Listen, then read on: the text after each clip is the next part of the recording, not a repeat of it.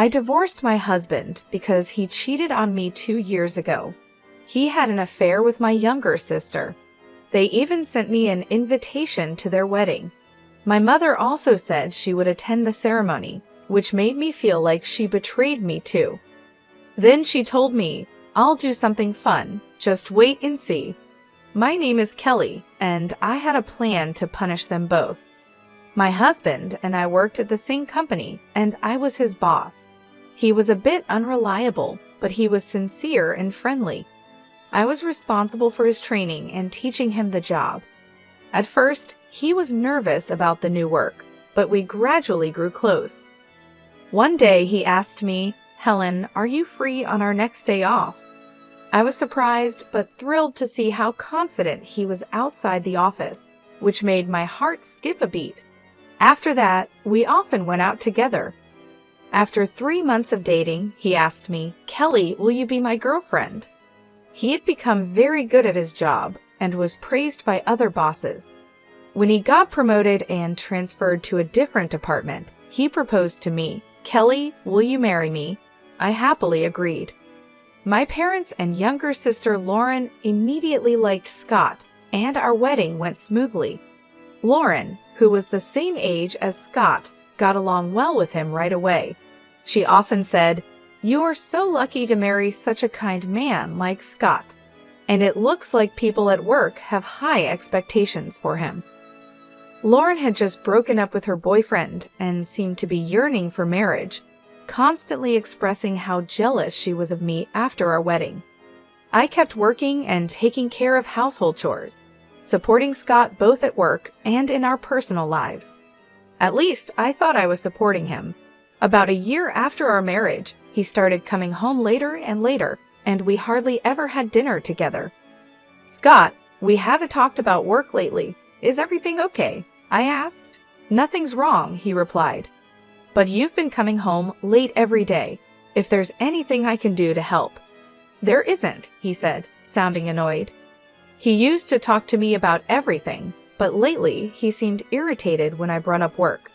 On his days off, he'd either sleep all day, claiming he was tired, or go out to clear his head. Feeling that we hadn't been spending any quality time together, I made a suggestion to Scott.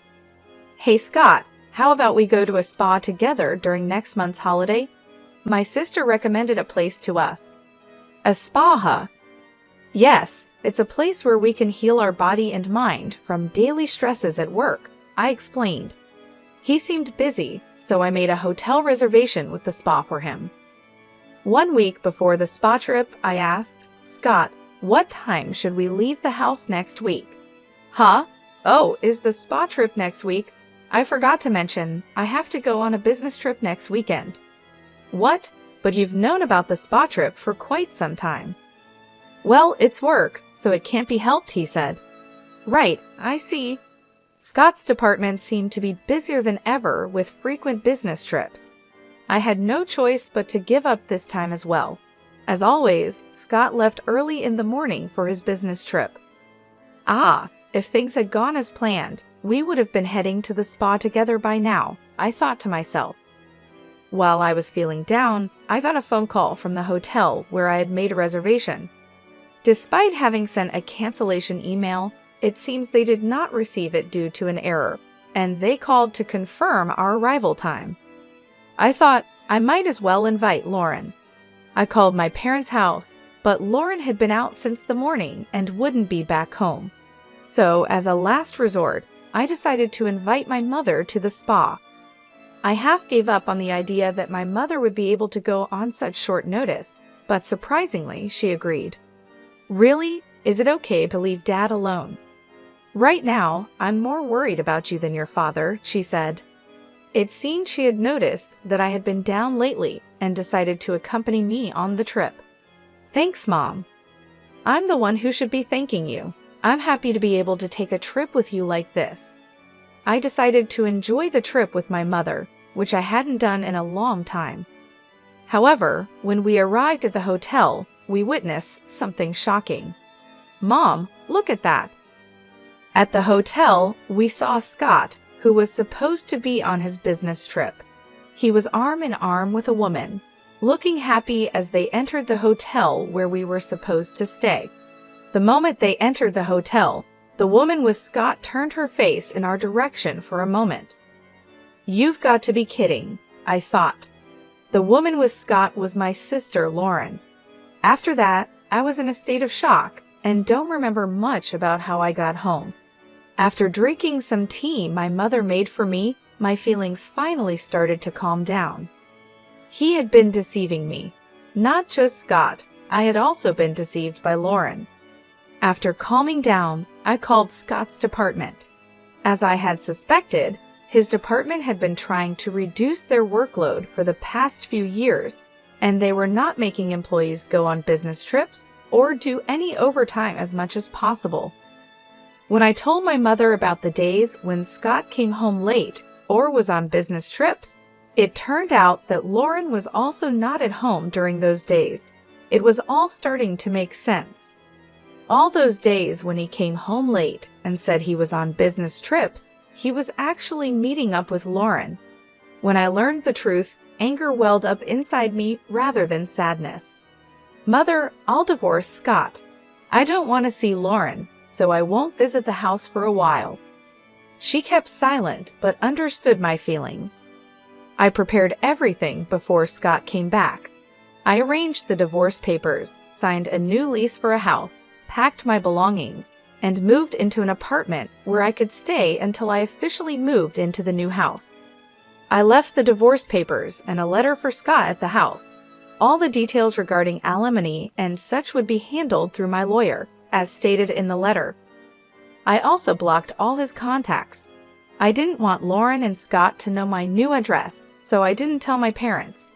Since we worked at the same company, we occasionally passed each other, but I completely ignored him. Realizing how hopeless the situation was, he quickly agreed to the divorce. He didn't tell anyone the reason for our divorce, but our colleagues seemed to have sensed it and avoided the subject. 5 years passed, and I kept my distance from him and my family. One day, after finishing work and returning to my room, I found my mother standing in front of me. "Mom, what's wrong?" "I have something I want to tell you," she said, showing me an invitation. "This is from Scott and Lauren."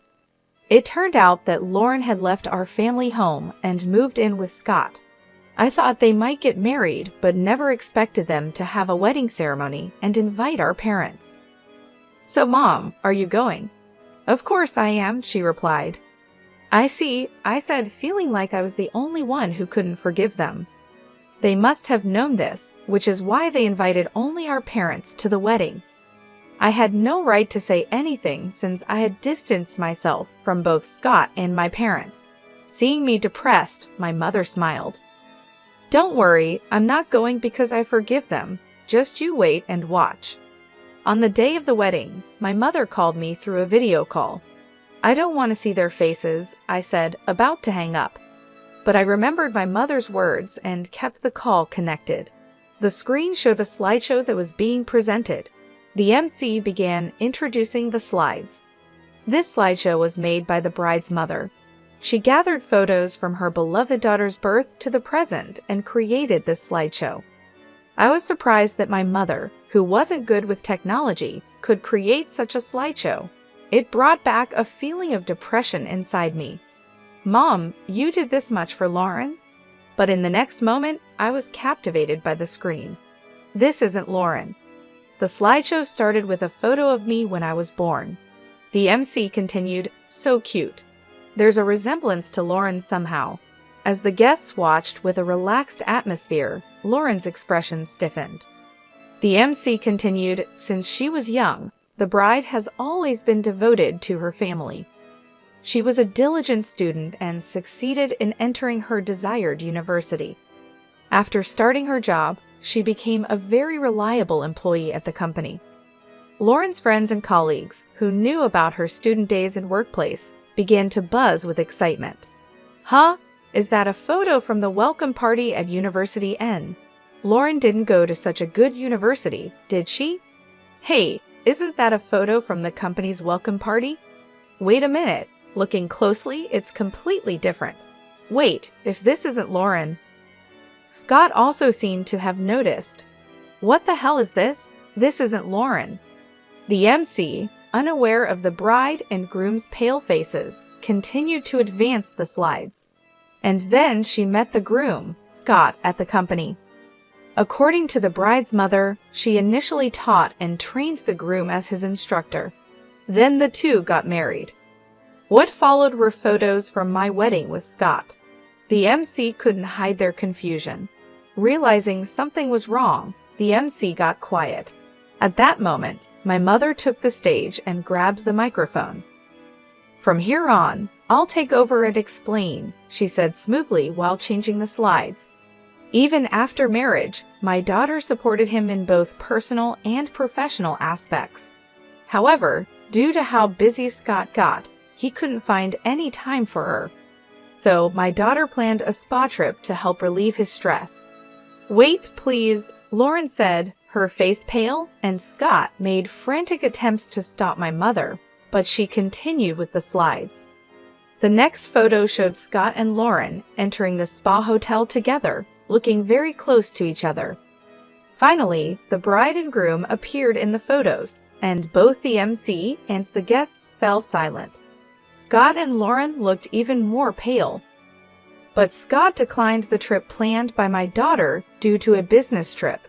He said it couldn't be helped, my mother said, her voice steady and strong. He had to go on a business trip for work, so my daughter invited me to the spa. That's where we saw his affair. When my mother said those words, everyone started to talk and buzz about what she had revealed. Huh? An affair? And this wedding is for Lauren and Scott, right? Could it be that this wedding is based on their affair? To answer the guests' questions, my mother continued slowly. Scott swore to marry my beloved daughter Kelly and make her happy, but instead he betrayed her. To make matters worse, he cheated on Kelly with her own sister, Lauren. "Mother, stop it already. Today is my wedding day. Why won't you celebrate my happiness?" Lauren cried as she tried to stop our mother. Still, my mother coldly looked at Lauren and said, "I have always wished for your happiness, but you ruined it first." Kelly always considered not only herself, but also the happiness of her family. What about you, Lauren? Have you ever thought about how much Kelly would be hurt by your actions? "Well, she always seems so happy. It's not fair," Lauren responded. "So instead of being happy for your family, you just got jealous, huh?" my mother asked. "Mother-in-law, please stop. She is your precious daughter too, right? If that's the case, can't you celebrate our new beginning? Why are you doing this?" Scott pleaded. "I don't want to become a family with someone as dishonest as you. I saw it clearly at today's ceremony. If you really intend to start something with Lauren, why didn't you invite a single person from your own company? If you're going to have such a grand ceremony, shouldn't you apologize to Kelly? It's selfish to invite me and her father to the wedding without making any effort like that." "But Kelly has been ignoring me all this time," Scott protested. "Of course she has, after what you've done. It's only natural," my mother replied. "But that's all in the past, isn't it?" Scott argued. "Do you think her wounds will heal in just 5 years? Do you think you can regain our trust in such a short time?" "Don't be ridiculous," my mother said. After those words, my mother angrily left the venue with my father. I could hear my mother's voice from the cell phone. "The reason for your divorce, did you see that, Kelly?" "Yes," I replied. "I'm sorry for reminding you of painful things," she said. "I just can't stand seeing those two acts like nothing happened." "No thank you, I feel relieved. It's like you said everything I wanted to say." "That's right, Kelly, you always keep everything to yourself. I thought it was too kind of you not to tell your colleagues the reason for your divorce." After that, my mother sent me the recording of her conversation with Scott during the wedding. As my mother said, even if time passes, it's not easy to forget. Moreover, Scott showed no signs of remorse, calling it a thing of the past. I decided to start my second life by giving Scott a proper punishment. I chose to do it during his presentation at the company. It was open to volunteers from various departments, so I quickly signed up and entered the conference. When it was Scott's turn, his supervisor, unaware of his remarriage, said, "Scott, you seem even more motivated today because you just got married." "Yes, I will do my best for my family," he replied happily. He should have known I was in the room, but he didn't. I became even more determined and played the recorded audio I received from my mother. The participants were surprised by the sudden noise, but as they learned about his affair with my sister after marrying me, they began to accuse him. "Scott, didn't you say that the reason for the divorce was a difference in values?" someone asked. I couldn't help but burst into laughter. "Oh, really? Did you say something like that? Well, I can't understand a value that involves cheating with your own wife's sister." I apologize for mixing personal matters into this important presentation. I have decided to quit as of today. I endured it because I like this company, but I cannot bear to be in the same place as him any longer. Just as I was about to leave, the board members intervened to stop me. "Wait a minute, Kelly. You're an essential asset to our company. If someone should leave, it should be Scott." "Huh? But me? I've been expected to have a promising future," Scott protested. "We had expectations in the past, but lately you've been wearing worn-out clothes and you're not focused. It seems like you've completely lost your problem-solving abilities that you had before. We're not expecting a lot from you anymore," they said. Lauren, who had always been bad at housework and did nothing when she lived with her parents, became a full-time housewife after marriage. Apparently, she left most of the house chores for Scott to do, even when he faced difficulties at work. I couldn't give Scott advice like I used to, and he started causing more trouble at work.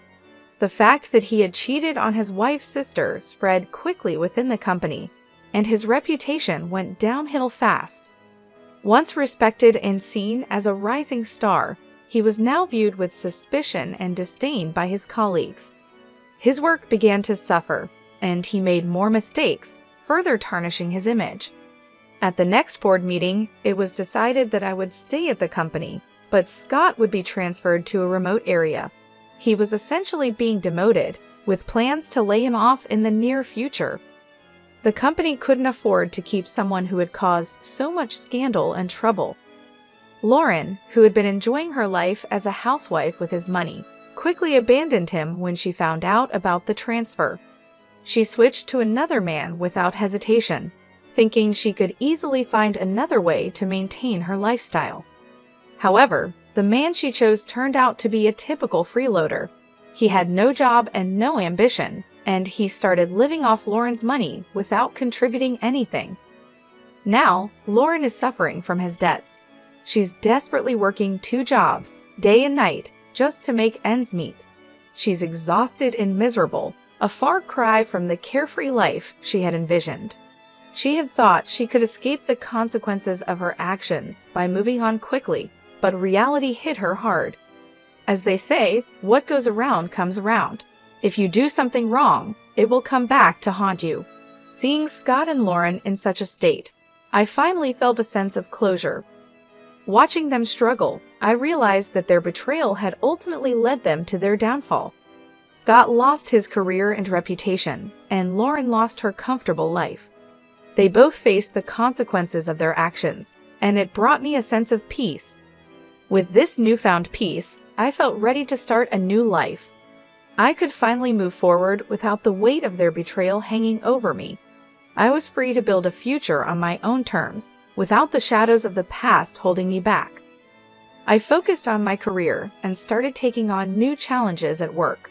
My colleagues, who had seen me endure so much with grace and strength, supported me. I received a promotion, recognizing my dedication and hard work. It was a fresh start, and I was determined to make the most of it. In my personal life, I began to reconnect with old friends and make new ones. I joined a local community group and started volunteering, finding joy in helping others. These activities helped me rebuild my confidence and reminded me of the goodness in people. I also took time for self-care, exploring hobbies I had neglected during my marriage. I started painting again, a passion I had always loved but had put aside. The creative process was therapeutic, allowing me to express my emotions and find healing. Eventually, I even opened my heart to the possibility of love again. I went on dates, met new people, and learned to trust again. It wasn't easy, but I knew that not everyone was like Scott and Lauren.